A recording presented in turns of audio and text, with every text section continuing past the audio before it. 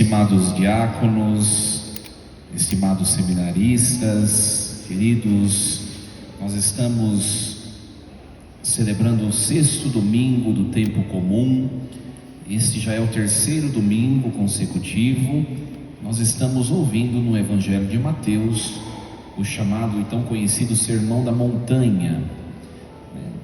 Eu dizia a vocês nas 2 últimas semanas que depois do capítulo 5 até o relato da paixão, o Evangelho de Mateus vai se dividir em 5 sermões que Jesus faz, ou discursos.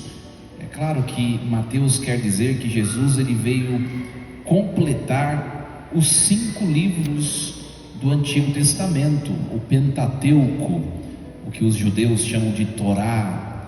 Jesus não veio abolir o Pentateuco, a Torá. Ele mesmo disse hoje: não penseis que eu vim abolir a lei e os profetas. Não vim para abolir, mas vim para dar-lhes pleno cumprimento. Na verdade, a expressão grega, em vez de cumprimento, no grego plerosai é o infinitivo auriço do verbo pleró, que significa encher. É como que se o Antigo Testamento fosse enchendo o conhecimento do povo da vontade de Deus, mas não pudesse completar. E Jesus veio completar, o conhecimento, e mais do que o conhecimento, completar a prática dos mandamentos. Por quê? Porque o antigo povo não conseguiu viver o decálogo. Nós vemos em toda a aliança do Antigo Testamento que o povo de Israel sempre quebra a aliança. E é verdade, foi necessário que Deus, o Pai, enviasse o seu Filho, que é a palavra eterna, que se tornou ser humano, para que um ser humano pudesse cumprir, porque todos os demais não conseguiam. Então Jesus, ele diz: eu vim cumprir o que vocês não conseguem sem mim. Eu vim encher, plerosai, eu vim dar pleno cumprimento. E aí Jesus vai dizer assim: olha, antes que o céu e a terra passem, nenhuma só letra ou vírgula serão tiradas da lei. Hoje nós temos na igreja, passamos por uma grande tensão interna na igreja. De um lado, o tradicionalismo, que acaba por não compreender bem a renovação que Jesus assim trouxe. De outro lado, o laxismo, o progressismo, que quer jogar fora aquilo que deve ser conservado. Existe uma grande diferença entre a verdade e o modo de comunicar a verdade. A verdade que vem de Deus, isso é imutável. Deus não muda, nós mudamos, Deus não. O que é pecado, o que foi pecado, considerado pecado outrora, ainda o é, porque Deus não muda, o seu projeto também não. Mas o que deve mudar? O modo de comunicar. Tem gente que diz assim: a igreja é obsoleta, são novos tempos, a modernidade tem que ir para frente. Sim, no modo de expor, nós precisamos sempre rever como está o nosso modo de evangelizar, mas o conteúdo, o depósito da fé não pode ser negociado. E nós vivemos internamente e externamente um bombardeio contra princípios que vêm do coração de Deus. Temos que ter o discernimento sobre isso. Então, Jesus vai dizer: quem desobedecer um desses mandamentos, por menor que seja, e ensinar os outros a fazer, será considerado menor no reino dos céus. Uma coisa é certa, minha gente: se nós não tivermos uma espiritualidade recorrente, uma vida sacramental recorrente, uma vida de oração frequente, nós não conseguiremos viver o projeto de Deus na nossa vida, porque a força que nos puxa para o contrário é muito maior do que nós. Se não for Deus, não vai para frente. né? Não vai. Então, Jesus, ele vem dizer assim: a vossa justiça deve ser maior do que a justiça dos fariseus e dos mestres da lei, ou escribas. Por quê? Porque os fariseus e os escribas, eles tinham a mentalidade de que basta fazer alguma coisa, né?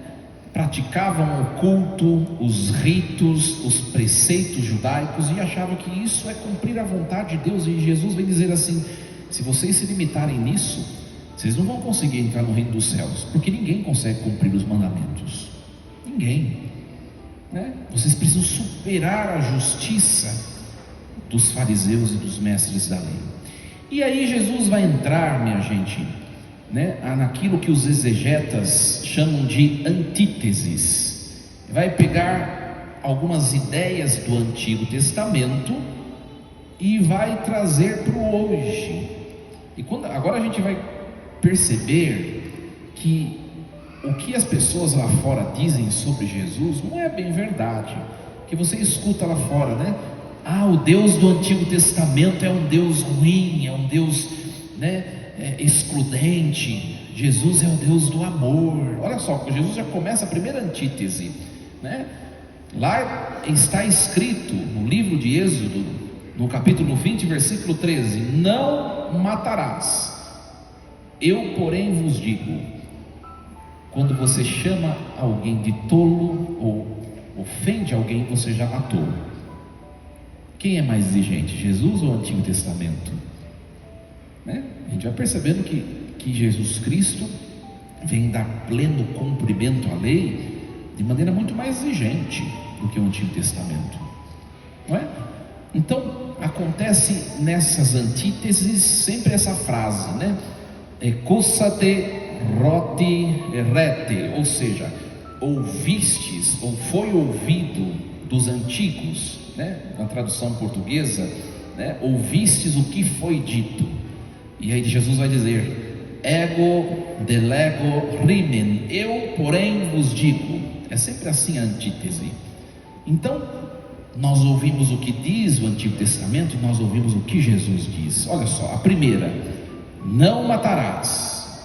Eu porém vos digo, quem se encoleriza com seu irmão será réu em juízo. E me diz uma coisa: quem de nós nunca se encolerizou com alguém? Às vezes pode ter acontecido até para vir para a missa, né? A mulherada passando maquiagem, os homens lá, já começam os ânimos lá, não é? Ora, o que Jesus está dizendo é muito fácil de perder a graça.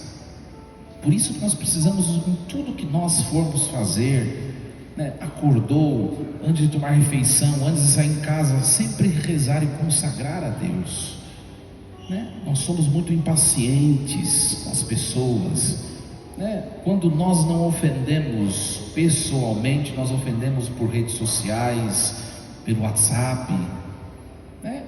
Ou seja, Jesus está dizendo: não matarás, nem na faca e na arma, mas também nem nas palavras, não é? E aí Jesus continua ainda nessa cláusula, nessa antítese, não é? Ora, quando tu estiveres levando a tua oferta para o altar e te lembrares que o teu irmão tem alguma coisa contra ti, larga a oferta e primeiro vai reconciliar-te com o teu irmão. É interessante que Jesus não fala assim: se te lembrares que tens alguma coisa contra o teu irmão. Não, é se te lembrares que o teu irmão tem alguma coisa contra ti. Por quê? Porque é pré-requisito. Cristão não tem que ter nada contra ninguém. Se você te lembrar que o seu irmão tem alguma coisa contra você, antes de se aproximar do altar, primeiro vai se reconciliar. E quantas vezes nós nos aproximamos do altar, mas dentro do nosso círculo familiar nós vamos conversando com tal pessoa e briga com tal. Às vezes dentro da igreja, né, aqui na Paróquia Bom Pastor, graças a Deus, parece o céu, né, não tem esses problemas. Mas dentro da igreja, gente que não se fala, que não se conversa, e aquela antipatia, aquela coisa. É claro que ninguém vai ser amiguinho de todo mundo, mas precisamos, pelo menos no básico, no fundamento do amor ao próximo, nós precisamos tocar e viver. E aí comunga, mas aí não tem uma inimizade aqui, outra inimizade ali, não combina. Não combina. O jeito que eu me relaciono com o outro mostra o jeito em que está o meu coração, na minha interioridade. E aí? E olha, Jesus depois vai continuar falando disso. Olha, é a antítese que ele mais demora, porque é bem verdade, a nossa maior dificuldade é a questão do relacionamento mútuo. Depois Jesus vai falar algumas palavras que são como que o fundamento para a doutrina do purgatório. Olha só: procura reconciliar-te com o teu adversário enquanto caminha contigo para o tribunal, senão o adversário te entregará ao juiz, o juiz te entregará ao oficial de justiça, e tu serás jogado na prisão. Em verdade eu te digo, daí não sairás enquanto não pagares o último centavo. O que quer dizer isso? Esse caminhar para o tribunal representa esta vida. O tribunal representa o encontro com Deus, Procura, é como se Jesus estivesse dando um conselho. Olha, eu vou dar um conselho: procura se reconciliar com o teu adversário enquanto estás ainda a caminhar, enquanto estás vivo, porque senão depois vai ficar preso até pagar o último centavo. O que quer dizer isso, gente? Quer dizer que no céu não vai entrar ninguém com gente engasgada na garganta. Você pensa que vai dar uma disfarçadinha ali, vai passar na catraca do céu, vai fazer igual o banco, enquanto não perdoar e não se reconciliar com o outro. A hora que abraçar, dar um beijinho e sorrirem, ambos passarão na catraca do céu. Enquanto isso, vai ficar, como diz Jesus, pagando até o último centavo. Quando a gente lê os textos místicos de alguns santos que têm a visão do purgatório, nós percebemos que é melhor fazer as coisas aqui, porque depois de lá é muito maior o sofrimento, muito maior o sofrimento, E aí vem Jesus com a segunda antítese: ouvistes o que foi dito aos antigos, não cometerás adultério. Olha só, isso está no livro de Êxodo, no capítulo 20, versículo 14. Eu, porém, vos digo: se você olhou para uma mulher, e hoje nós sabemos que vale para os homens também, viu? Se você olhou para uma mulher que não é a sua, já cometeu adultério no coração. Olha como que é mais exigente. E aí, Jesus, a questão não é nem olhar, gente? Porque Jesus não fala só olhar com o desejo de possuir. Ele não falou só olhar. Aliás, se Deus fez as coisas bonitas deste mundo, é para a gente olhar sim.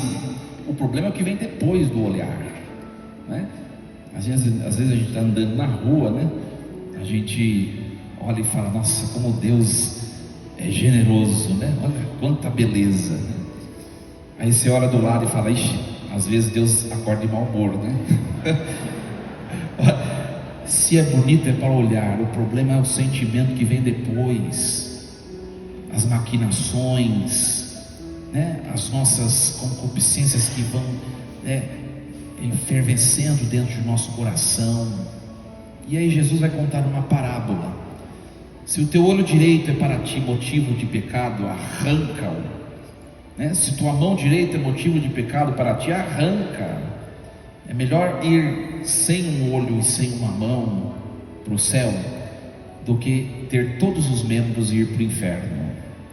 É claro que Jesus não faz essa proposição indicando a prática literal do texto, Aqui ele quer dizer o quê? Nós não conseguimos enfrentar o demônio sozinhos, nós somos fracos. E tem gente que fica tentando, as seduções. Jesus está dizendo: corta, tira, você não vai conseguir vencer, fuja. Ah não, vou só mais um pouquinho, você vai cair. Aí a hora que você chegou lá, o demônio te puxa, já foi. Tem que tirar. Gente, Quantas vezes nós colocamos em risco coisas que são preciosas na nossa vida, por prazeres, por momentos efêmeros, que não vale a pena arriscar o que é nosso. Casamento, família, quantas vezes nós colocamos em risco? Não vale a pena.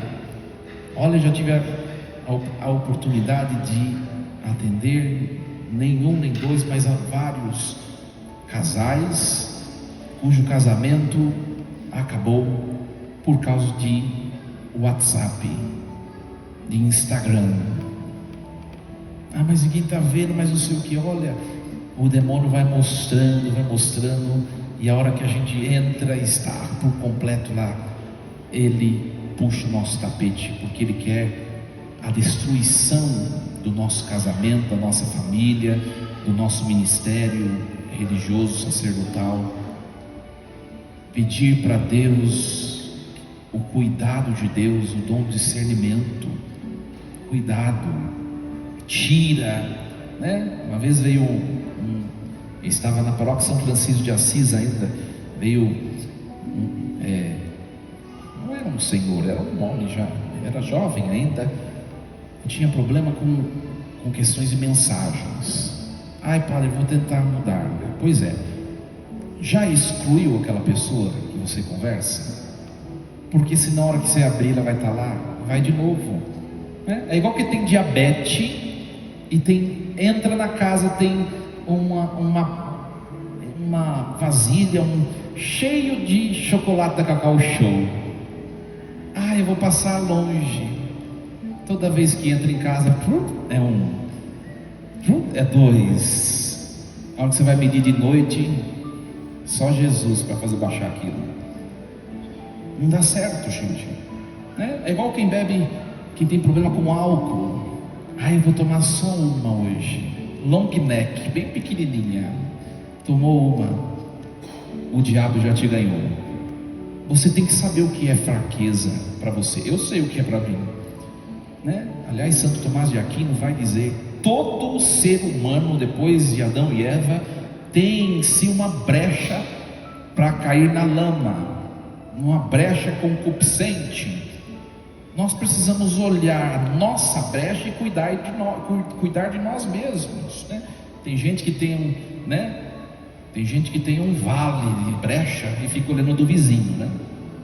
Aí fica tomando chopp lá no buraco e olhando o buraco dos outros, né?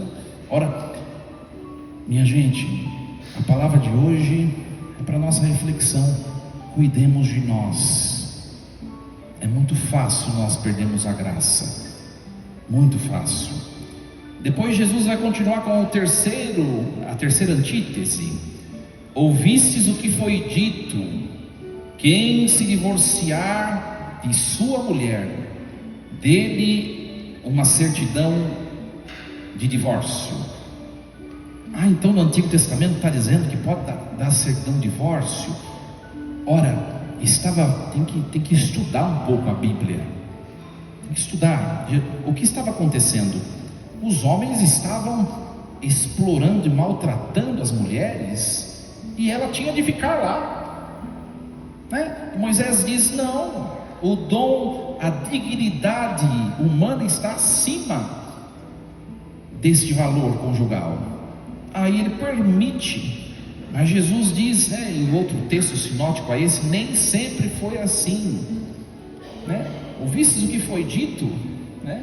Dê a certidão de divórcio. Está lá no livro de Deuteronômio, capítulo 24, quem quiser ler na Bíblia depois. E Jesus diz: eu porém vos digo, quem se divorcia de sua mulher, faz com que ela se torne adúltera, e quem se casa com ela também comete adultério. Isso daqui é uma confusão. Por quê? Porque as pessoas, quando vão casar na igreja, tem que fazer curso de noivos, aí faz as coisas na pressa, né? Tem que fazer entrevista com o diácono ou padre. A igreja está certificando: são essas exigências do matrimônio, você tem certeza? Tenho, mas lá no coração não tem. porque já não vive bem no namoro, não vai dar certo o casamento, né? Não vai dar certo o casamento. Uma vez na São João Batista eu atendi uma moça, acho que eu já falei da homilia aqui, né? E estava chorando porque separou. Aí a gente vai ver a história um pouquinho. Eu falei: filha, graças a Deus não deu certo. A fila anda, a vida que segue. Não era para você, tem um discernimento, né? Aí tem gente que fica insistindo: ai padre, já está pronto, já está tudo pronto, já está pago o buffet, né? É só despagar, porque você vai ficar 3 meses casado e depois vai querer casar na igreja e ainda vai dizer: a igreja não acolhe os outros, mas foi avisado. A igreja não foi na casa de ninguém pegar para casar, né? Eu também não fui pego na minha casa pelos cabelos para ser padre. Eu sei as exigências, né? Esse trecho é muito polêmico. Existe, minha gente, a gente precisa entender a palavra de Deus. No Código de Direito Canônico existem as leis chamadas leis eclesiásticas. As leis eclesiásticas são leis da igreja. Hoje elas existem, amanhã elas são modificadas. Podem ser modificadas. O celibato clerical é um deles, né? Se o Papa disser a partir de amanhã, né, o celibato é facultativo, não é uma lei divina, mas tem as leis divinas. Essa ninguém pode mexer. E a indissolubilidade do matrimônio é lei divina. Olha só, saiu dos lábios de Jesus. Eu, porém, vos digo. Foi Deus quem disse, foi Jesus, não é invenção da igreja. A gente precisa entender. E eu digo a vocês, aqui na paróquia nós temos uma pastoral de segunda união, né? Uma pastoral muito bonita, né? São casais que se reúnem, igual a equipe de Nossa Senhora ou ECC, né? São casais que estão numa segunda união. O casamento primeiro não deu certo, ora todos são bem acolhidos, mas são casais que compreendem a palavra de Deus, que assumem: eu fiz uma má escolha no meu passado e agora eu sou privado dos sacramentos, mas eu quero continuar na igreja. Olha, minha gente, quando a gente escuta essas histórias, é de doer um pouco o coração. Sabe por quê? Porque tem gente casada na igreja, bonitinho, mas a gente olha algum casal de segunda união que vive muito mais o amor do que aquele bonitinho, e ele não pode comungar, e eu posso, e eu entro na fila da comunhão cheio de pecados e cheio de coisas. Quando a gente se depara com essas situações, o nosso coração fica apertado. Quantas vezes eu me aproximo do altar com o coração cheio de mácula, e as pessoas que vivem numa segunda tentativa de família, a santidade, não podem. Então, mas isso saiu dos lábios de Jesus. Quem namora aqui? Erga a mão. Tem alguém que namora? Quem está com namorada aí? Olha do ladinho aí. Se não for para você, fica a mula já. É verdade, minha gente. Sabe, a gente sabe o que é pra gente e o que não é, e fica insistindo em relacionamentos tóxicos, e separa, daqui a pouco volta, e não sei o que. Que a palavra de hoje, olha, possa nos ajudar. Depois que casar, aí é só pela misericórdia, mas se não casou ainda, reflita bem, né? Uma vez eu disse também na São João Batista, uma moça, né? Vai procurar namorado num lugar indevido e quer que a pessoa seja, né, o Carla Cutis. Onde você achou? Quais são os ideais dos dois? Se não combina, não vai dar certo, né? Não vai dar certo. Depois Jesus ele vai falar também da questão do juramento. Ouvistes o que foi dito aos antigos: não jurarás falso. E aí Jesus vai falar: vocês não conseguem jurar, e vocês não conseguem pagar nada do que vocês prometem. Não jure por nada, melhor não arriscar. E é verdade, quantas vezes fazemos as nossas disposições e promessas diante de Deus e nós não conseguimos? Que o nosso sim seja sim o nosso não seja não, né? Aquela coisa do Apocalipse, que está no Apocalipse, né? Nem quente nem frio, aliás, ou quente ou frio, porque o morno Deus vomitará pela sua boca. Ou seja, eu preciso saber o que eu quero da vida, e bora lá. Então, gente, eu termino a homilia mencionando esse texto do livro do Eclesiástico, né? É muito interessante o que está dizendo o livro do Eclesiástico. Se a gente olhar bem, olha para trás no seu passado, quantas escolhas erradas já não fizemos? Começando por mim, eu tenho certeza que todos.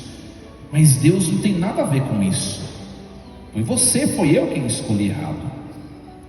E aí, Sirácida, o escritor do livro do Eclesiástico, vai dizer: olha, nós sempre teremos dois caminhos a escolher, e Deus não vai pegar ninguém pela mão, e Deus só vai dizer: ó, esse é o caminho do bem, da vida, da água, da alegria, mas não vai pegar ninguém pela mão e levar até lá. Eu vou ter que escolher.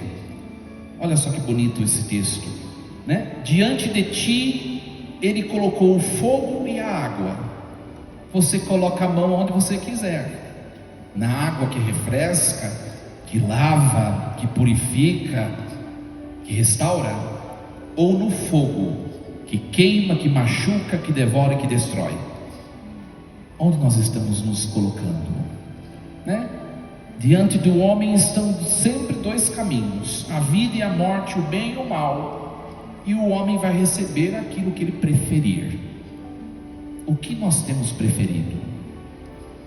Que a palavra de hoje nos leve a refletir as nossas escolhas, nossa vida, aquilo que nós temos vivido no nosso dia a dia, e que possamos nos voltar para o amor primeiro, que é Deus. Hoje comunguemos pedindo ao Senhor: Senhor, me ajude a viver a minha missão, que o Senhor me conduza meus sentimentos, meus pensamentos, as minhas intuições. Me ajude, Jesus. Força e coragem, assim seja. Amém. Um instante de silêncio, pensemos um pouco nessa palavra de hoje.